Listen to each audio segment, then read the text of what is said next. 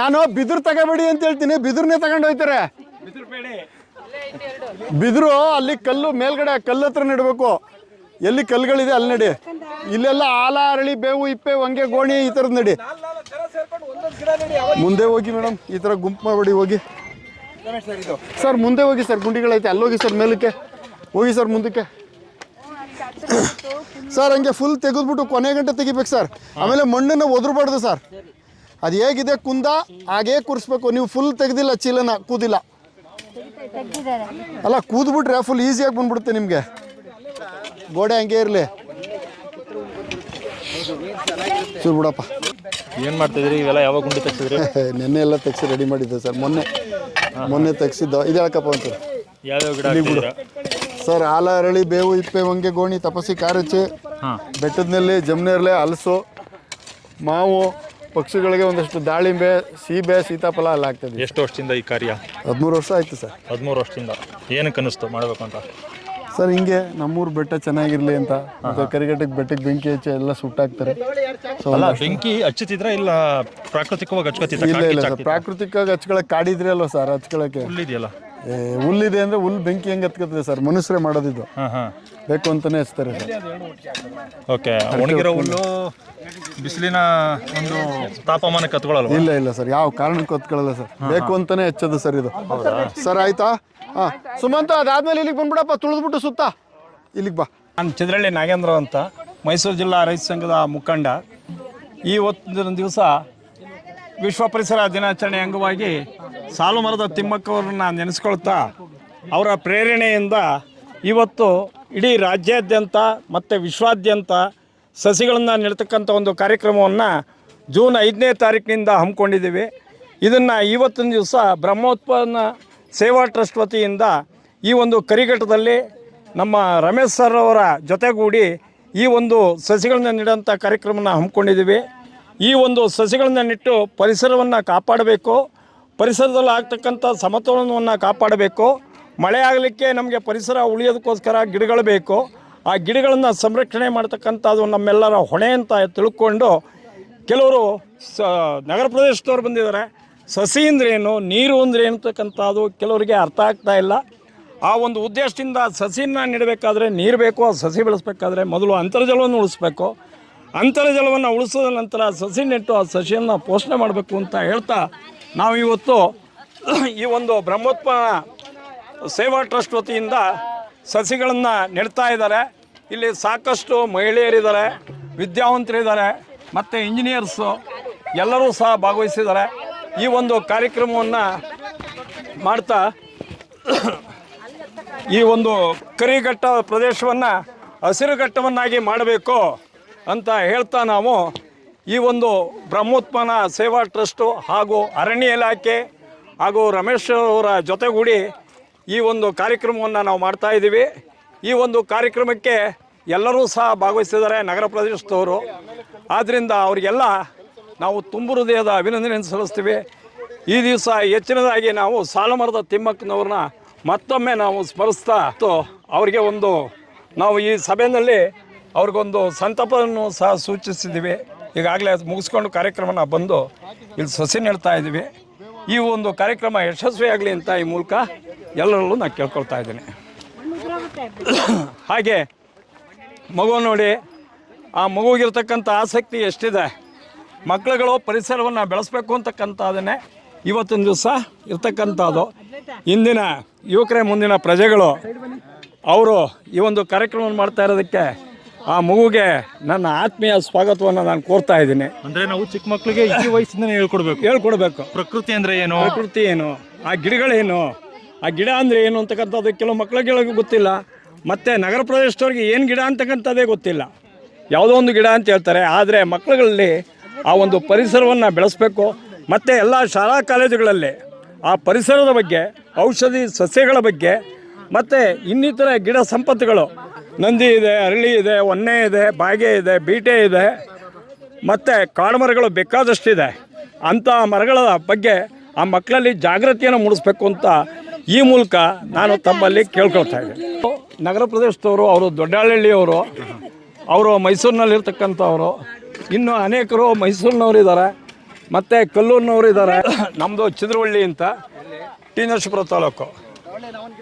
ಮತ್ತು ಇಲ್ಲಿ ಶಿವಪ್ರಸಾದ್ ಅಂತ ಇದು ಬ್ರಹ್ಮೋತ್ಪಾದನ ಸೇವಾ ಟ್ರಸ್ಟ್ನ ಅಧ್ಯಕ್ಷರು ಹಾಗೂ ಮತ್ತು ಸಂಘದ ಉಪಾಧ್ಯಕ್ಷರು ಪವನ್ ಕುಮಾರ್ ಅಂತ ಸಂಘದ ಉಪಾಧ್ಯಕ್ಷರು, ಮತ್ತು ಸಂಘದ ಕಾರ್ಯದರ್ಶಿಯವರು ಪ್ರಮೋದ್ ಶರ್ಮಾ ಅಂತ, ಮತ್ತು ಇನ್ನಿತರ ಆ ಸಂಸ್ಥೆಯ ಸದಸ್ಯರುಗಳು ಸಹ ಇದ್ದಾರೆ.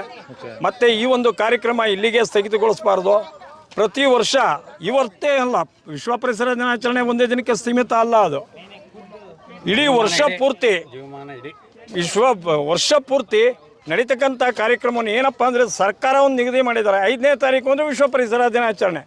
ಆವತ್ತೊಂದು ದಿವಸ ಗುದ್ದಲಿ ತೆಗೆದು ಒಂದು ಗಿಡ ಇಟ್ಬಿಟ್ಟು ಹೊರಟೋದ್ರೆ ಅದರ ರಕ್ಷಣೆನೇ ಇಲ್ಲ. ಇವನು ಪ್ರಧಾನಮಂತ್ರಿನೂ ನೀಡ್ತಾರೆ, ಮುಖ್ಯಮಂತ್ರಿನೂ ನೀಡ್ತಾರೆ, ಆದರೆ ಆ ಸೊಸೆನ ಸಂರಕ್ಷಣೆ ಮಾಡ್ತಕ್ಕಂಥವ್ರು ಅರಣ್ಯ ಇಲಾಖೆಯವರು. ಆ ಸಂರಕ್ಷಣೆ ಮಾಡ್ತಕ್ಕಂಥ ಅರಣ್ಯ ಇಲಾಖೆಯವರಿಗೆ ನಾವು ಅಭಿನಂದನೆಯನ್ನು ಸಲ್ಲಿಸ್ತೀವಿ, ಕೃತಜ್ಞತೆಗಳನ್ನು ಸಲ್ಲಿಸಬೇಕು. ಹೇಳೋದಾದ್ರೆ ಮಾಡ್ತಾ ಇದ್ದೀವಿ. ನಾವು ಹಾಸ್ಟೆಲ್ ಡೇಸಿಂದ ನಾವು ಈ ಒಂದು ಕಾರ್ಯಕ್ರಮಗಳನ್ನ ಆಯೋಜನೆ ಮಾಡ್ತಾ ಇದ್ದೀವಿ. ಈ ಸಂಸ್ಥೆ ನಾವು ಶುರು ಮಾಡೋದು ಹೇಗೆ ಅಂತಂದರೆ, ಎಲ್ಲ ನಮ್ಮ ಒಂದು ಹಾಸ್ಟೆಲ್ನಲ್ಲಿದ್ದಂಥ ಮಿತ್ರರೇ ನಾವೆಲ್ಲ ಮುಂದೆ ಸೇರ್ತಾ ಇದ್ವಿ. ಸುಮ್ಮನೆ ಅನ್ಅಫಿಷಿಯಲಿ ಮಾಡ್ತಾಯಿದ್ವಿ. ನಾವು ಯಾಕೆ ಒಂದು ಸಂಸ್ಥೆನ ನಾವು ಶುರು ಮಾಡಬಾರ್ದು, ಒಂದು ಟ್ರಸ್ಟನ್ನು ಫಾರ್ಮ್ ಮಾಡಬಾರ್ದು ಅಂಥೇಳಿ ನಾವು ಇದನ್ನು ಮಾಡಿದ್ವಿ. ಆ ಒಂದು ಬೈಲಾದಲ್ಲೂ ಸಹ ನಾವು ಪ್ರತಿ ವರ್ಷ ವಿಶ್ವ ಪರಿಸರ ದಿನಾಚರಣೆ ಆಚರಿಸಬೇಕು ಅಂತಿತ್ತು. ಅದನ್ನು ಇವತ್ತಿನ ದಿನ ನಾವು ಇಲ್ಲಿ ಆಚರಣೆ ಮಾಡ್ತಾಯಿದ್ದೀವಿ. ನಮ್ಮ ಸಂಸ್ಥೆಯಿಂದ ಒಂದು ಪ್ರಶಸ್ತಿಯನ್ನು ಕೊಡಬೇಕು ಅಂತ ಹೇಳಿ ನಾವು ನಿಗದಿ ಮಾಡ್ಕೊಂಡಿದ್ವಿ. ಹಾಗಾಗಿ ಇವತ್ತಿನ ಆ ಒಂದು ಪ್ರಶಸ್ತಿಯನ್ನು ಹಸಿರುವನ ಬ್ರಹ್ಮೋತ್ಥಾನ ಎಂಬ ಕಾರ್ಯಕ್ರಮ ಆಯೋಜನೆ ಮಾಡಿ ಈ ವರ್ಷದ ಪ್ರಶಸ್ತಿಯನ್ನು ರಮೇಶ್ ಅವ್ರಿಗೆ ನಾವು ಆ ಪ್ರಶಸ್ತಿಯನ್ನು ನಾವು ಕೊಡ್ತಾ ಇದ್ದೀವಿ ಸರ್. ಪ್ರತಿ ವರ್ಷ ಈ ಕಾರ್ಯಕ್ರಮ ಆಯೋಜನೆ ಮಾಡ್ತೀವಿ.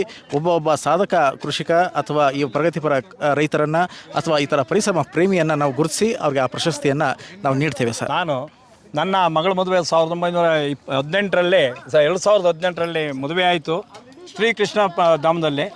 ಆವತ್ತಿನ ದಿವಸ ಒಂದು ತೆಂಗಿನಕಾಯಿನ ಬೆಲೆ 30 ರೂಪಾಯಿ ಇತ್ತು.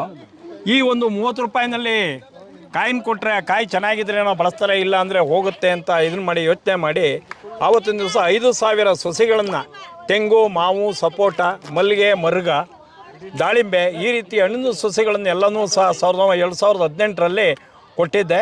ಅದು ಇವತ್ತಿನ ದಿವಸ ಎಲ್ಲ ಸಹ ಫಲ ಬಿಡ್ತಾ ಇದೆ. ನಾನು ಎಲ್ಲೇ ಹೋದರೂ ನೋಡಿ ನಿಮ್ಮ ಮಗಳ ಮದುವೆನಲ್ಲಿ ಕೊಟ್ಟಿದ್ದಂಥ ಸಸಿಗಳು ಅಂತ.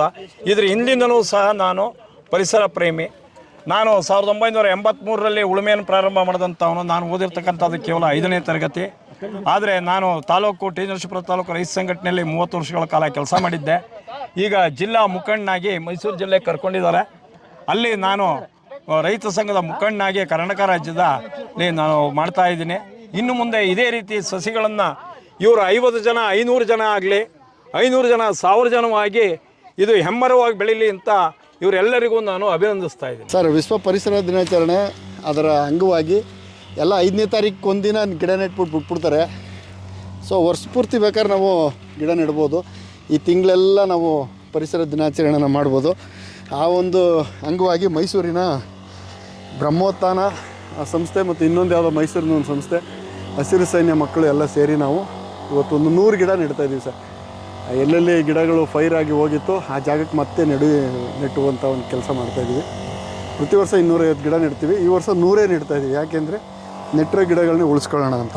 ಪ್ರತಿ ವರ್ಷ 250 ಜೂನ್ ತಿಂಗಳಲ್ಲಿ ಜೂನ್ ಜುಲೈ ತಿಂಗಳಲ್ಲಿ ನೆಡ್ತೀವಿ ಸರ್. ಅಲ್ಲ, ನೀವು ನಿಮ್ಮದೇ ಟೀಮ್ ಇತ್ತು, ಅದರಲ್ಲಿ ವರ್ಷಕ್ಕೆ ಎಷ್ಟು ನೆಡ್ತಾ ಇದ್ರಿ ಸರ್? 250 ಗಿಡ ನೆಡ್ತೀವಿ. ಇವರು ಪೋಷಣೆ ಮಾಡ್ತಿದ್ವಿ, ಅದಷ್ಟೇ ಪೋಷಣೆ ಮಾಡ್ತೀವಿ. ಯಾಕೆಂದರೆ ಒಂದು 2,000-3,000 ನೆಡಿ ಅಂತಾರೆ. 500 ಗಿಡ ನೆಟ್ಟರು ಇಲ್ಲಿ ಬದುಕಿಸ್ಕೊಳಕ್ಕಾಗಲ್ಲ. 500 ಗಿಡ ನೆಟ್ಟರು ನಾವು ಉಳಿಸ್ಕೊಳಕ್ಕಾಗಲ್ಲ. ಅದಕ್ಕೆ ನೀರು ಕೊಡಬೇಕು, ಬೆಂಕಿ ಬೀಳ್ದಂಗೆ ನೋಡ್ಕೋಬೇಕು. ಇದೆಲ್ಲ ಕೆಲಸಗಳಿರ್ತವೆ. ನೆಟ್ಟ ಮೇಲೆ ಸುಮ್ಮನೆ ಫೋಟೋ ತೆಗೆದು ಬಿಡೋದಲ್ಲ ಸರ್, ಅದು ಉಳಿಸ್ಕೊಳ್ಳೋಂಥ ಕೆಲಸ ಆಗಬೇಕು. ಆ ನಿಟ್ಟಿನಲ್ಲಿ ನಾವು ಸೀಮಿತವಾಗಿ ನೆಡ್ತೀವಿ. ಸೀಮಿತವಾಗಿ ನೆಟ್ಟ ಗಿಡಗಳನ್ನೇ ಉಳಿಸ್ಕೊಳ್ಳೋ ಪ್ರಯತ್ನ ಮಾಡ್ತೀವಿ. ಇವೆಲ್ಲ ಉಳಿಸ್ಕೊಂಡಿರುವಂಥ ಗಿಡಗಳು ಅವೆಲ್ಲ ಪುನೀತ್ ರಾಜ್ಕುಮಾರ್ ಹೆಸರು ನೆಟ್ಟರು ಸರ್. ಅಲ್ಲಿ ನೋಡಿ ಸಪೋಟ, ಅಲ್ಲಿ ಮಾವಿದೆ, ಸೀತಾಫಲ ಇದೆ, ಸೀಬೆ ಇದೆ. ಸಪೋಟ ಅಂದರೆ ನಾಟಿ ಸಪೋಟನ ಕಸಿ ಸಪೋಟನ? ನಾಟಿ ಸಪೋಟ ಸರ್, ನಾಟಿ ಗಿಡ. ಅದು ಕಾಯಿ ಹೂವೆಲ್ಲ ಬಿಟ್ಟಿದೆ, ಹಣ್ಣು ಬಿಟ್ಟಿತ್ತು. ಎಷ್ಟು ವರ್ಷದ್ದು ಅದು ಸರ್? ಅದು 3-4 ವರ್ಷ ಆಗಿದೆ ಸರ್. 4 ವರ್ಷಕ್ಕೆ ಅಂದರೆ ಅದು ಕಸಿ ಗಿಡ ಅನಿಸುತ್ತೆ. ಚೆನ್ನಾಗಿದೆ ಸರ್. ಎಂಥ ಗಿಡನೋ ಗೊತ್ತಿದೆ, ಒಟ್ಟಲ್ಲಿ ತಂದು ಹಾಕಿದ್ದೀವಿ ನಾವು ಹಣ್ಣು ಬಿಡಲಿ ಅಂತ. ಈ ಸಲ ಎಲ್ಲ ಈಚು ಕಾಯಿ ಬಿಡ್ತಾ ಇದೆ. ಇಲ್ಲೊಂದು ಸೀಬೆ ಹಾಕಿದ್ದೀವಿ. ಕೆಳಗಡೆ ಜಮ್ನೇರ್ಲೆ, ಮಾವು, ಹಲಸು ಎಲ್ಲ ಅಲ್ಲಿವೆ. ಅಂಜೂರನೂ ಇವೆ. ಎಲ್ಲ ಪಕ್ಷಿಗಳಿಗಾಗಲಿ ಅಂದ್ಬಿಟ್ಟು ಪುನೀತ್ ರಾಜ್ಕುಮಾರ್ ಹೆಸರಲ್ಲಿ ಹಾಕಿದ್ವಿ. ಸ್ವಲ್ಪ ಫೈರ್ ಆಗ್ಬಿಟ್ಟು ಆ ಮೂಲೆಯಲ್ಲಿ ಒಂಚೂರು ಹೊಟ್ಟೋಗ್ಬಿಟ್ಟಿದೆ. ಇವೆಲ್ಲ ಅವರು ಡೆತ್ ಆದಾಗ ಡೆತ್ ಆದಾಗ ಅವ್ರ ಹೆಸರಲ್ಲಿ ನೆಟ್ಟಿರೋವು ಸರ್. ಆ ಸೀತಾಫಲ ಹಣ್ಣು ಬಿಟ್ಟಿತ್ತು ಲಾಸ್ಟ್ ಟೈಮು. ಈ ಸಲ ಸ್ವಲ್ಪ ಮಳೆ ಕೊರತೆಯಿಂದಾಗಿ ಇದಾಗಿದೆ. ಓಕೆ. ಸೊ ಅಂದರೆ ನೀವು ಹಾಕಿದ್ರಲ್ಲಿ ಅಂದರೆ ಇಲ್ಲಿವರೆಗೂ ಎಷ್ಟು ಗಿಡ ಹಾಕಿದ್ದೀರಾ ಕರಿಗಟ್ಟೆ? ಇದುವರೆಗೆ 3,500 ಇಂದ 4,000 ಗಿಡ ಆಗಿದೆ. ಇದೆಷ್ಟು ಶ್ರಮ ಇದು? ಇದು 13-14ನೇ ವರ್ಷದ್ದು ಸರ್. 14 ವರ್ಷದಲ್ಲಿ 3,500 ಗಿಡ ಅಷ್ಟೇ ನೆಟ್ಟಿರೋದು. ಅಷ್ಟೇ ಸರ್. ಯಾಕಂದ್ರೆ ನೀವು ಗಿಡ ನೆಟ್ಟು ಸುಮ್ಮನೆ ಸಂಖ್ಯೆಗಳು ಜಾಸ್ತಿ ಮಾಡ್ಕೊ ಹೋಗ್ತಿಲ್ಲ, ಅದನ್ನ ಬೆಳೆಸಬೇಕು. ಈಗ್ಲೂ ಟ್ರೆಂಚ್ ಹೊಡಿಸ್ಬಿಟ್ಟು JCB ಇಟಾಚಿ ತಂದು ಡ್ರೈನ್ ಮಾಡ್ಬಿಟ್ಟು ಅದ್ರೊಳಗಡೆ ಒಂದು 5,000 ನೆಡ್ಬೋದು. ಹೌದು, ನಾವು ಉಳಿಸ್ಕೋಬೇಕಲ್ಲ ಸರ್. ಅದು ನೆಟ್ಬಿಟ್ಟು ಸಂಖ್ಯೆ ಮುಖ್ಯ ಅಲ್ಲ, ಉಳಿಸ್ಕೊಳ್ಳೋದು ಮುಖ್ಯ ಸರ್. ಅದು 10 ಗಿಡ ನೆಡೋಣ, 100 ಗಿಡ ನೆಡೋಣ, ಅದನ್ನ ಉಳಿಸ್ಕೊಳ್ಳೋ ಕೆಲಸ ಮಾಡೋಣ. ಎಷ್ಟು ಉಳಿದಿದೆ ಈಗ ಸರ್? ನಮಗೆ 90% ಉಳಿಸ್ಕೊಂಡಿದ್ದೀವಿ ಸರ್. ಒಂದು 10% ಆಕಸ್ಮಿಕವಾಗಿ ನೀರಿಲ್ಲದೆ ಹೋಗಿರ್ಬೋದು, ಅಥವಾ ಇನ್ನೊಂದು ಫೈರ್ ಕಾರಣಕ್ಕೆ ಅದಕ್ಕೆ ಹೋಗಿರ್ಬೋದು. ಇನ್ನು ಉಳಿದ ಎಲ್ಲ ಗಿಡಗಳು ನೀವೇ ನೋಡ್ತಾ ಇದ್ದೀರಾ ಉಳಿಸ್ಕೊಂಡಿದ್ವಿ. ಇವು ಈ ಸಲ ಸ್ವಲ್ಪ ಫೈರ್ ಮಾಡ್ಬಿಟ್ಟು ಹುಲ್ ಕುಯ್ದಿದ್ವಿ, ಹಂಗೂ ಕೂಡ ಬೆಂಕಿ ಹಚ್ಬಿಟ್ರು. ಸೊ ಹಂಗಾಗಿ ಈ ಭಾಗದಲ್ಲಿ ಸ್ವಲ್ಪ ಸುಟ್ಟೋಗ್ಬಿಟ್ಟು ಸರ್. ಇದೆಲ್ಲ ಪುಟ್ಟಣ್ಣಯ್ಯವ್ರ ಹೆಸರಲ್ಲಿ ಇಟ್ಟಿರುವಂಥವು ಸರ್. KS ಪುಟ್ಟಣ್ಣಯ್ಯ ರೈತ ಸಂಘದ ಸುಟ್ಟೋಗೈತೆ. ಪುನಃ ಚಿಗುರುತ್ತೆ ಅದು. ಸ್ವಲ್ಪ ಈ ಸಲ ನೀರು ಕೊಟ್ಟು ಕಾಪಾಡಬೇಕು ಸರ್. Okay okay. ಅಂದರೆ ಈಗ ಪ್ರಕೃತಿಯಲ್ಲಿ ಏನು ಬೆಳೆಸ್ಕೊಂಡಿಲ್ಲ ಮರನ, ಬರೀ ಹುಲ್ಗಾವಲು. ಇದು ಹುಲ್ಗಾವಲು. ಇಲ್ಲಿಯ ವಾತಾವರಣಕ್ಕೆ ಕೆಲವು ಗಿಡ ಮರಗಳು ಬೆಳೆಯುತ್ತವೆ. ಯಾವುದು? ಮಡ್ಡಿ ನೋಡಿ, ಇದೆಲ್ಲ ಇಲ್ಲಿ ಬೆಳೆದಿರುವಂಥದ್ದು. ಆಲೆ ಇಲ್ಲ, ಇವು ನಾವು ನೆಟ್ಟಿರೋವು ಸರ್. ಉದ್ದಿ ಮೇಲೆ ನೆಟ್ಟಿರೋವು, ಟ್ರೈನ್ ಮೇಲೆ. ಇದು ತಪಸಿ. ಓಕೆ. ಇಲ್ಲಿ ಉಡುವಂಥವು ಮಡ್ಡಿ, ಆಲೆ, ಬೆಪ್ಪಾಲೆ ಅಂತ ಕರೀತಾರೆ ಸರ್. ಅದು ಮತ್ತೆ ಇನ್ನು ಮುಳ್ಳುಕಂಟಿ ಮರಗಳು ಬೆಳಿತವೆ. ಬೇವು ಕೂಡ ಬೆಳೆಯುತ್ತೆ. ಪಕ್ಷಿಗಳು ಇಕ್ಕೆಗಳನ್ನು ಇಕ್ಕೋದ್ರೆ ಬೇವುಗಳು ಕೂಡ ನ್ಯಾಚುರಲ್ ಆಗಿ ಬೆಳೆಯುತ್ತೆ. ಅದು ಬಿಟ್ಟರೆ ಬೇರೆ ಗಿಡ ಮರಗಳು ಇಲ್ಲಿ ಅಷ್ಟಾಗಿ ಬೆಳೆಯಲ್ಲ. ನಾವು ಒಂದಷ್ಟು ಆಲ, ಅರಳಿ, ಬೇವು, ಇಪ್ಪೆ, ಹೊಂಗೆ, ಗೋಣಿ, ತಪಸಿ, ಕಾರಚ್ಚಿ ಮತ್ತು ಗ್ಲಿರಿಸಿಡಿಯಾ, ಈ ಗೊಬ್ಬರದ ಕಡ್ಡಿ ಅಂತ ಗೊಬ್ಬರದ ಸೊಪ್ಪು ಅಂತ ಕರಿತೀವಿ. ಅದನ್ನು ಬೆಟ್ಟದಲ್ಲಿ ಅಲ್ಲೇ ಅವು ವರ್ಷ ಪೂರ್ತಿ ಹಸಿರನ್ನ ಕೊಡ್ತವೆ. ಮತ್ತು ಎಲೆಗಳು ಉದುರಿದ್ರೆ ಭೂಮಿಗೆ ಇಲ್ಲಿ ಸ್ವಲ್ಪ ಸಾಯಿಲ್ ಕಡಿಮೆ, ಪೌಷ್ಟಿಕಾಂಶ ಕಡಿಮೆ ಬೆಟ್ಟದಲ್ಲಿ. ಆ ಎಲೆ ಉದುರಿ ಬೆಟ್ಟದಲ್ಲಿ ಸ್ವಲ್ಪ ಮಣ್ಣು ಫಲವತ್ತಾಗಲಿ ಅಂತೇಳಿ ಅಲ್ಲಲ್ಲೇ ಗ್ಲಿರಿಸಿಡಿಯ ಗಿಡಗಳನ್ನು ನೆಟ್ಟಿದ್ದೀವಿ. ಸೊ ಹರಳಿ ಗಿಡಗಳನ್ನು ಹಾಕಿದ್ದೀವಿ, ಬಸರಿ ಗಿಡ ಹಾಕಿದ್ದೀವಿ, ಆಲದ ಗಿಡ ಹಾಕಿದ್ದೀವಿ, ಹೊಂಗೆ ಹಾಕಿದ್ದೀವಿ. ಅಷ್ಟನ್ನೇ ಉಳಿಸ್ಕೊಳ್ಳುವಂಥ ಕೆಲಸ ಮಾಡ್ತೀವಿ ಸರ್. ನಾವು ಅತಿ ಹೆಚ್ಚು ನೆಡೋದಕ್ಕೆ ಹೋಗೋದಿಲ್ಲ. ಅರಣ್ಯ ಇಲಾಖೆಯವರು ನಮಗೆ ಕೇಳಿದಷ್ಟು ಗಿಡ ಕೊಡ್ತಾರೆ, ಅದನ್ನು ತಗೊಂಬಂದು ಇಲ್ಲಿ ನೆಡುವಂಥ ಕೆಲಸ ಮಾಡ್ತಾ ಇದ್ದೀವಿ. ಇವೆಲ್ಲ ಅರಣ್ಯ ಇಲಾಖೆಯವರು ಕೊಟ್ಟಂಥ ಗಿಡಗಳು. ಅರಣ್ಯ ಇಲಾಖೆಯವ್ರ ಹತ್ರ ಒಂದು 100 ತಗೊಂಡಿದ್ದು. ಇನ್ನೊಂದು 50 ಗಿಡಗಳು ಮೈಸೂರಲ್ಲಿ HP ರಾಜೀವ್ ಅಂತಿದ್ದಾರೆ ಸರ್, ಮಾಜಿ ಮೂಡಾ ಚೇರ್ಮನ್. ಹೌದು, ಅವರು ಪ್ರತಿ ವರ್ಷ ನಮ್ಗೆ ಗಿಡಗಳನ್ನ ಕೊಡ್ತಾರೆ ಸರ್. ಅವರ ಸಹಾಯನೂ ತಗೋತೀವಿ ಸರ್. ಒಂದು 200 ಗಿಡಗಳು, 250 ಗಿಡಗಳು ಅಷ್ಟೇ ನಾವು ಪ್ರತಿ ವರ್ಷ ಹಾಕೋದು ಸರ್. ಪೋಷಣೆ ಮಾಡೋಕ್ಕೆ ಗಿಡ ಏನೋ ಕೊಡ್ತಾರೆ. ಪೋಷಣೆ ಮಾಡೋಕ್ಕೆ ಸರ್ ಶಾಲಾ ಕಾಲೇಜ್ ಮಕ್ಳು ಕರ್ಕೊಂಬರ್ತೀನಿ. ಈಗ ನಮ್ಮದೇ ಹಸಿರು ಸೈನ್ಯ ಅಂತ ಅಲ್ಲೆಲ್ಲ ಮಕ್ಳು ಕೆಲಸ ಮಾಡ್ತಾ ಇದ್ದಾರೆ ನೋಡಿ, ಅವರೆಲ್ಲ ನಮ್ಮ ಹುಡುಗ್ರೇ. ಕಾಲೇಜು ಬಿಡುವಿನ ಸಮಯದಲ್ಲಿ ರಜೆ ಇದ್ದಾಗೆಲ್ಲ ನನ್ನ ಜೊತೆ ಬರ್ತಾರೆ ಪ್ರತಿ ಭಾನುವಾರ. ಪಾತಿ ಮಾಡ್ತೀವಿ, ನೀರು ಹಾಕಿದ್ರೆ ನೀರು ಹಾಕ್ತೀವಿ, ಇಲ್ಲ ಹುಲ್ ಕೀಳೋದಿದ್ರೆ ಹುಲ್ ಕೀಳ್ತೀವಿ, ಗುಂಡಿ ತೋಡ್ತೀವಿ. ಏನು ಕೆಲಸ ಇರುತ್ತೆ ಅದನ್ನು ಮಾಡ್ತೀವಿ ಸರ್. ಅದು ಎತ್ಕೊಂತವ್ರೆ ಗೌಡ್ರು. ಒಂದು ಕಡೆ ಗೌಡ್ರೆ ಅಲ್ಲಿ ಚೀಲಕ್ಕೆ ಹಾಕೊಂಡು ತಗೊಂಡು ಹೊಟ್ಟೋಗೋಣ. ಈ ಕೆಲಸ ಮಾಡ್ತಾ ಇದೀವಿ ಸರ್. ಎಲ್ಲನೂ ಹಾಕಿದ್ವಿ, ಬಿದಿರು, ಒನ್ನೆ ಇವೆಲ್ಲ ರಸ್ತೆ ಮೊಗ್ಲಲ್ಲಿ ಹಾಕಿದ್ದೀವಿ. ಮತ್ತೆ ಪ್ರಕೃತಿಯ ಬಗ್ಗೆ ಎಲ್ರಿಗೂ ಅರಿವಿರಬೇಕು. ಈಗ ಅರಿವಿಲ್ಲ. ಮನೆ ಮುಂದೆ ಒಂದು ಮರ ಇತ್ತು ಅಂತಂದ್ರೆ ಸರ್ ಎಲ್ಲರಿಗೂ ಕುತ್ಕೊಂಡು ಇಕ್ಕೆ ಇಕ್ತವೆ ಅಂತಾನೆ ಕಟ್ಸೋರು ಇದ್ದಾರೆ. ಇಕ್ಕೆ ಇಕ್ತವೆ, ಗಲೀಜ್ ಮಾಡ್ತವೆ, ಎಲೆ ಉದುರ್ತದೆ ನಮ್ಮ ಮನೆ ಮುಂದೆ ಅನ್ನೋ ಗುಡ್ಸಕ್ಕಾಗಲ್ಲ. ಇನ್ನೂ ತುಂಬ ವಿದ್ಯಾವಂತರು ಅನ್ನೋ ಅವಿವೇಕಿಗಳು. ನಾನು ನಿಜವಾಗ್ಲೂ ವಿದ್ಯಾವಂತರಿಗೆ ನಾನು ಇದು ಮಾಡ್ತೀನಿ. ಯಾರು ನಾಗರಿಕರು ಅನ್ನಿಸ್ಕೋತಾರೋ, ಯಾರು ನಾವು ವಿದ್ಯಾವಂತರು ಅಂತಾರೋ ಅಂಥವರೇ ಗಿಡ ಮರಗಳನ್ನ ನಮ್ಮ ಮನೆ ಮುಂದೆ ಇದ್ರೆ ಎಲೆ ಉದುರುತ್ತೆ, ಪಿಕ್ಕಿ ಇಕ್ಕುತ್ತೆ ಅಕ್ಕಿಗಳು ಅಂತೇಳಿ ಗಿಡ ಮರಗಳನ್ನ ತೆಗೆಸುವಂಥ ಕೆಲಸ ಮಾಡ್ತಾ ಇದ್ದಾರೆ. ಇದು ನಿಲ್ಲಬೇಕು ಸರ್. ಎಲ್ಲರೂ ಗಿಡ ಮರಗಳನ್ನು ಪ್ರೀತಿಸಬೇಕು. ಯಾಕೆ ಅಂತ ಹೇಳಿದ್ರೆ ಈಗ ನೀವು ನೋಡ್ತಾ ಇದ್ರಿ, ಜಾಗತಿಕ ತಾಪಮಾನ ಪ್ರತಿ ವರ್ಷದಿಂದ ವರ್ಷಕ್ಕೆ ಹೆಚ್ಚಾಗ್ತಾ ಇದೆ. ಎಲ್ಲವೂ ಹಾಳಾಗ್ತಾ ಇದೆ, ಹವಾಮಾನ ವೈಪರೀತ್ಯ ಆಗ್ತದೆ, ಮಳೆ ಕಡಿಮೆ ಆಗ್ತದೆ. ಸೊ ಗಿಡ ಮರಗಳಿದ್ರೆ ಮಳೆಯನ್ನು, ಮೋಡಗಳನ್ನು ಆಕರ್ಷಿಸುತ್ತೆ, ಮಳೆ ಬೀಳುತ್ತೆ, ಪ್ರಕೃತಿನೂ ಚೆನ್ನಾಗಿರುತ್ತೆ, ಭೂಮಿಯ ತೇವಾಂಶ ಹೆಚ್ಚುತ್ತೆ, ಅಂತರ್ಜಲ ಹೆಚ್ಚುತ್ತೆ. ಸೊ ಹಂಗಾಗಿ ಗಿಡ ಮರಗಳು ಇರಬೇಕು, ಹೆಚ್ಚು ಕಾಡುಗಳಿರಬೇಕು. ಆ ಒಂದು ಕಾರಣಕ್ಕಾಗಿ ನಮ್ಮ ಊರಿನ ಪಕ್ಕದಲ್ಲಿರೋ ಈ ಕರಿಘಟ್ಟವನ್ನು ಒಂದಷ್ಟು ಕಾಡು ಮಾಡೋಕ್ಕೆ ಹೊರಟಿದ್ದೀವಿ ಸರ್. ಮತ್ತು ಇನ್ನೊಂದು, ಇಲ್ಲಿ ಕಾಡು ಮಾಡಿದ್ರೆ ಓಕೆ, ಕಾಡಾಗಿ ಉಳ್ಕೊಂಡಿರುತ್ತೆ. ಮತ್ತು ನಾಡಿನಲ್ಲೂ ಕಾಡಿರಬೇಕು. ಹೌದು, ನಾವು ಚಿಕ್ಕದ್ರಲ್ಲೆಲ್ಲ ಕೇಳಿದ್ದು ಮನೆಗೊಂದು ಮರ, ಊರಿಗೊಂದು ವನ. ಮನೆಗೊಂದು ಮರ ಇಲ್ಲ. ಅದಕ್ಕೋಸ್ಕರನೇ ಸರ್ ಈಗ ಶಾಲಾ ಕಾಲೇಜು ಆವರಣಗಳನ್ನ ಆಯ್ಕೆ ಮಾಡ್ಕೊಂಡಿದ್ದೀವಿ. ಶ್ರೀರಂಗಪಟ್ಟಣ ಸ್ಟೇಡಿಯಮ್ಮು, ಶ್ರೀರಂಗಪಟ್ಟಣ ಕಾಲೇಜು ಆವರಣ, ತಿರ್ಗಾ ಸಂತೆ ರಸ್ತೆ ಅಂತಿದೆ ನಮ್ಮ ಸಂತೆ, ಶ್ರೀರಂಗಪಟ್ಟಣ ಸಂತೆ ರಸ್ತೆ. ಸಿದ್ಧಗಂಗಾ ಸ್ವಾಮೀಜಿಯವರು ತೀರೋದಾಗ 2019ರಲ್ಲಿ 112 ಗಿಡ ನೆಟ್ಟ ಹೊಂಗೆ ಗಿಡ, ಅವೆಲ್ಲ ಕೂಡ ಇವತ್ತು ನೆರಳು ಕೊಡ್ತವೆ. ರಸ್ತೆಯ ಅಂದವನ್ನು ಹೆಚ್ಚಿಸಿವೆ. ಅದು ಬಿಟ್ಟರೆ ಪುನಃ ನಾವು ಶ್ರೀರಂಗಪಟ್ಟಣ ನಮ್ಮ ರಂಗನಾಥ ಸ್ವಾಮಿ ದೇವಸ್ಥಾನದ ಆವರಣದಲ್ಲಿ ಅಲ್ಲೊಂದು 100 ಗಿಡ ಸುತ್ತ ಹಾಕಿದ್ದೀವಿ ನೆರಳು ಕೊಡಲಿ ಅಂತ. ಎಲ್ಲೆಲ್ಲಿ ಜಾಗ ಇರುತ್ತೆ ಸರ್ ಅಲ್ಲೆಲ್ಲ ಬೆಟ್ಟವನ್ನು ಬಿಟ್ಟು ಹೊರಗಡೆನೂ ನಾವು ಗಿಡಗಳನ್ನ ನೆಡ್ತಾ ಬರ್ತಾ ಇದ್ದೀವಿ. ಮತ್ತು ಇನ್ನೊಂದು ಏನಾಗಬೇಕು ಅಂತಂದರೆ ಮನೆ ಮುಂದೆ ಅಂದರೆ ಒಂದು ಕಡೆ ಲೈನ್ ಹೋಗಿರುತ್ತೆ, ಇನ್ನೊಂದು ಕಡೆ ಖಾಲಿ ಇರುತ್ತೆ. ಖಾಲಿ ಇರೋ ಜಾಗದಲ್ಲಿ ನಾವು ಮನೆ ಮುಂದೆ ಗಿಡ ನೆಡ್ಬೋದು. ಹೌದು, ಗಿಡ ನೆಟ್ಟು ಮರ ಮಾಡ್ಬೋದು. ಹೌದು. ಅದಕ್ಕೆ ನೀವು ಯಾರನ್ನು ಓಲೈಸಿಲ್ವಾ? ಮನೆ ಮುಂದೆ ನೆಟ್ಕೊಳ್ಳಿ ನೀವು. ಕೊಟ್ಟಿದ್ದೀವಿ ಸರ್. ನಾವು ಮದುವೆಗಳಿಗೆ ತಾಂಬೂಲದ ರೂಪದಲ್ಲಿ ಗಿಡಗಳನ್ನು ಕೊಡ್ತಾ ಇರೋದು ಈ ಕಾರಣಕ್ಕೆ. ನಿಮ್ಮ ಮನೆ ಮುಂದೆಗಡೆ ಒಂದು ಗಿಡವನ್ನು ನೆಡಿ, ಕರಿಬೇವಿನ ಗಿಡ ನೆಡಿ, ಸಂಪಿಗೆ ಗಿಡ ನೆಡಿ, ಇಲ್ಲ ನಿಂಬೆ ಹಣ್ಣಿನ ಗಿಡ ನೆಡಿ. ನಿಮಗೆ ಯಾವುದು ಗಸಗಸೆ, ಕಾಡ್ಬಾದಾಮಿ, ವಾಟರ್ ಆ್ಯಪಲ್ಲು ಮತ್ತು ಬಟರ್ ಫ್ರೂಟು, ಬೆಣ್ಣೆ ಹಣ್ಣಿನ ಗಿಡಗಳು ಈ ಥರದವನ್ನಾದರೂ ಬೆಳ್ಕೊಳ್ಳಿ ಅಂತೇಳಿ ಅದನ್ನು ವಿತರಣೆ ಮಾಡ್ತಾ ಪ್ರೋತ್ಸಾಹಿಸ್ತಾ ಇದ್ದೀವಿ. ಈಗ ಸಾಕಷ್ಟು ಮದುವೆಗಳಲ್ಲಿ ಅದನ್ನು ಕೂಡ ಕೊಡ್ತಾ ಇದ್ದೀವಿ ಸರ್. ಏನಂತಂದರೆ ನೀವು ಈ ಕಾಡಿಗೆಲ್ಲ ಬಂದು ನೀವೇ ಮೇಂಟೈನ್ ಮಾಡಬೇಕು. ಮಳೆ ಬಂದರೆ ಓಕೆ, ಈ ಟೈಮಲ್ಲಿ ಮಳೆ ಬರುತ್ತೆ, ಹೆಂಗೋ ಮೇಂಟೈನ್ ಆಗುತ್ತೆ. ಅಕಸ್ಮಾತ್ ಮನೆ ಮುಂದೆ ನೀವು ಒಂದು ಗಿಡ ಕೊಟ್ಬಿಟ್ಟು ಇಲ್ಲಿ ನೆಟ್ಟಿದ್ದೀನಿ, ನೀರು ಹಾಕಿ ಮೇಂಟೈನ್ ಮಾಡಿ ಸಾಕು ಅಂತಂದರೆ ಅವ್ರು ಮೇಂಟೈನ್ ಮಾಡ್ಕೊತಾರೆ. ಆದರೆ ಅವ್ರಿಗೆ ತಿದ್ದು ಹೇಳಬೇಕು, ಈ ರೀತಿ ಮರದ ಅವಶ್ಯಕತೆ ನಮ್ಗೆ ಎಷ್ಟಿದೆ, ನೀವು ಕಟ್ ಮಾಡಿದ್ರೆ ಏನಾಗುತ್ತೆ. ಅಕಸ್ಮಾತ್ ನಿಮ್ಮ ಬೈಕ್ ನಿಲ್ಸೋದಕ್ಕೆ, ಕಾರ್ ನಿಲ್ಸೋದಕ್ಕಾರು ನೆರಳಾಗುತ್ತೆ. ಆ ಒಂದು ಆಸೆನಾರು ಹುಟ್ಟಿಸಿ ಬೆಳೆಸ್ಬೇಕು. ಹೌದು, ಸಾಕಷ್ಟು ಜನ ಯಾರು ಜಾಗ ಇದೆ ಅವರೆಲ್ಲ ನೆಡ್ತಾ ಇದ್ದಾರೆ ಸರ್. ಗಿಡಗಳನ್ನ ಕೆಲವರು ಕೇಳಿ ಇಸ್ಕೊಂಡು ಹೋಗ್ತಾ ಇದ್ದಾರೆ ಸರ್. ಓಕೆ, ಅದರಲ್ಲೇನು ಡೌಟ್ ಇಲ್ಲ, ಮಾಡ್ತಾ ಇದ್ದಾರೆ ಸರ್. ಮತ್ತು ಇನ್ನೊಂದು ನಮ್ಮ ನಗರಸಭೆ, ಮಹಾನಗರ ಪಾಲಿಕೆ ಇವರು ಮನೆಯವ್ರಿಗೆಲ್ಲ ಆದೇಶ ಹೊರಡಿಸ್ಬೇಕು, ಮನೆ ಮುಂದೆ ಒಂದು ಗಿಡ ಹಾಕೋಬೇಕು. ಸರ್, ಪ್ರಮುಖವಾಗಿ ನಾನು ಸರ್ಕಾರಕ್ಕೂ ಆದೇಶ ಮಾಡಿ ಅಂತ ಹೇಳ್ತಾ ಇದ್ದೆ. ಆದೇಶ ಕೊಡ್ಲಿಕ್ಕೆ ನಾವ್ಯಾರು ಸರ್? ಸಣ್ಣ ಪುಟ್ಟ ಸಾಮಾನ್ಯ ಜನ ನಾವು. ನಾವೇನು ಮಾಡೋಕ್ಕಾಗಲ್ಲ, ಸರ್ಕಾರ ಜನಬಲ ಹಣಬಲ ಎರಡೂ ಇಲ್ಲದೆ ಇರುವಂಥವ್ರು ಯಾವುದಕ್ಕೂ ಸಮಾಜದಲ್ಲಿ ಸಲ್ಲಲ್ಲ ಸರ್. ನಾನು ಒಂದು ಸಂದೇಶ ಕೊಡ್ತಿದ್ದೀನಿ, ಸರ್ಕಾರವನ್ನು ಕಳಕಳಿಯಿಂದ ಕೇಳ್ಕೊತಾ ಇದ್ದೀನಿ, ಸಾರ್ವಜನಿಕರನ್ನು ಕೇಳ್ಕೊತಾ ಇದ್ದೀನಿ. ಅಂತರ್ಜಲ ಹೆಚ್ಚಿಸಬೇಕು ಅಂತ ಹೇಳಿದ್ರೆ ನೀವು ಗಿಡಮರಗಳನ್ನು ಅಷ್ಟೇ ನೆಡುವುದಲ್ಲದೆ ಮನೆಯ ಟೆರೆಸ್ ನೀರು ಮೋರಿಗೆ ಹೋಗಂಗೆ ಮಾಡ್ತಾಯಿದ್ದೀವಿ ಸರ್. ಮನೆಯ ಟೆರೆಸ್ ನೀರು ಮಳೆ ಕೊಯ್ಲು ಯೋಜನೆಯ ಮೂಲಕ ಭೂಮಿ ಸೇರಬೇಕು. ಎಲ್ಲರ ಮನೆ ಹತ್ರನೂ ಕಾಂಪೌಂಡ್ ಇರುತ್ತೆ ಸರ್. ಬೈಕ್ ನಿಲ್ಸ್ಕೊಳ್ಳೋದಕ್ಕೆ, ಕಾರ್ ನಿಲ್ಸ್ಕೊಳ್ಳೋದಕ್ಕೆ ಅಂತ ಪಾರ್ಕಿಂಗ್ ಜಾಗ ಬಿಡ್ತೀವಿ ಸರ್. ಒಂದು 5 ಅಡಿ ಅಥವಾ 4 ಅಡಿ ಅಗಲದಲ್ಲಿ ಒಂದು ಮಳೆ ಕೊಯ್ಲು ನೀರು ಯೋಜನೆ ಟೆರೆಸ್ ಮೇಲೆ ಬಿದ್ದಂತಹ ನೈಸರ್ಗಿಕವಾದ ಮಳೆ ನೀರು ಭೂಮಿಗೆ ಸೇರುವಾಗ ಮಾಡಿದ್ರೆ ಅಂತರ್ಜಲ ಹೆಚ್ಚಾಗುತ್ತೆ. ಇದನ್ನು ಕಡ್ಡಾಯವಾಗಿ ಹೊಸ ಮನೆಗಳು, ಹೊಸ ಬಡಾವಣೆಗಳು ಎಲ್ಲಿ ನಿರ್ಮಾಣ ಆಗುತ್ತೋ ಅಲ್ಲಿ ಈ ಯೋಜನೆಯನ್ನು ಸರ್ಕಾರ, ನಗರಸಭೆ, ಪುರಸಭೆಯವರು, ಪಂಚಾಯಿತಿಯವರು ಕಟ್ಟುನಿಟ್ಟಾಗಿ ಮನೆ ಕಟ್ಟೋರಿಗೆ ಈ ಒಂದು ಆದೇಶವನ್ನು ಸೂಚಿಸಿದ್ರೆ ಖಂಡಿತವಾಗ್ಲೂ ಅಂತರ್ಜಲ ಹೆಚ್ಚುತ್ತೆ. ಈಗ ನೋಡ್ತಾ ಇದ್ದಾರೆ, ಟೆರೆಸ್ ನೀರೆಲ್ಲ ಬಿದ್ದು ಮೋರಿಗೆ ಹೋಗ್ತದೆ, ಎಲ್ಲೋ ಹೊಟ್ಟೋಗುತ್ತೆ. ಸೊ ಭೂಮಿಗೆ ಹಿಂಗೋದಕ್ಕೆ ಬಿಡ್ತಿಲ್ಲ. ಭೂಮಿ ತಾಪಮಾನ ಹೆಚ್ಚಾಗಿದೆ, ಇನ್ನೇನಾಗುತ್ತೆ ಸರ್? ಇದೊಂದು ಯೋಜನೆ ಮಾಡಬೇಕು. ಕಂಪಲ್ಸರಿ ಮನೆಗೊಂದು ಗಿಡ ಇರಲೇಬೇಕು ಅನ್ನೋ ಒಂದು ಯೋಜನೆ ಮಾಡಬೇಕು ಸರ್. ಅವೆರಡು ಯೋಜನೆ ಮಾಡಿದ್ರೆ ಮುಂದಿನ ಪೀಳಿಗೆ. ಇಲ್ಲ ಅಂತ ಹೇಳಿದ್ರೆ ಆಕ್ಸಿಜನ್ ಪ್ರಮಾಣ ಕಡಿಮೆ ಆಗುತ್ತೆ, ಹಾಹಾಕಾರ ಉಂಟಾಗುತ್ತೆ. ಮುಂದಿನ 2035, 2040 ಆಸುಪಾಸು ಇನ್ನೂ ಅರಣ್ಯ ಕ್ಷೀಣಿಸುತ್ತೆ, ಪರಿಸ್ಥಿತಿ ಬಿಗಡಾಯಿಸುತ್ತೆ ಅಂತ ವರದಿಗಳು ಹೇಳ್ತಾ ಇದೆ. ಸೊ ಸುಮ್ಮನೆ ಡೆವಲಪ್ ಮಾಡ್ತೀವಿ ಅಂದ್ಬಿಟ್ಟು ಇರೋ ಮರಗಳು ಕಡಿಯೋದು, ರಸ್ತೆ ಯೋಜನೆ, ರೈಲ್ವೆ ಯೋಜನೆ, ಅದು ಇದು ಅಂತ ಇರೋ ಮರ ಕಡಿದು ಹೇಗೆ ಅಂತ.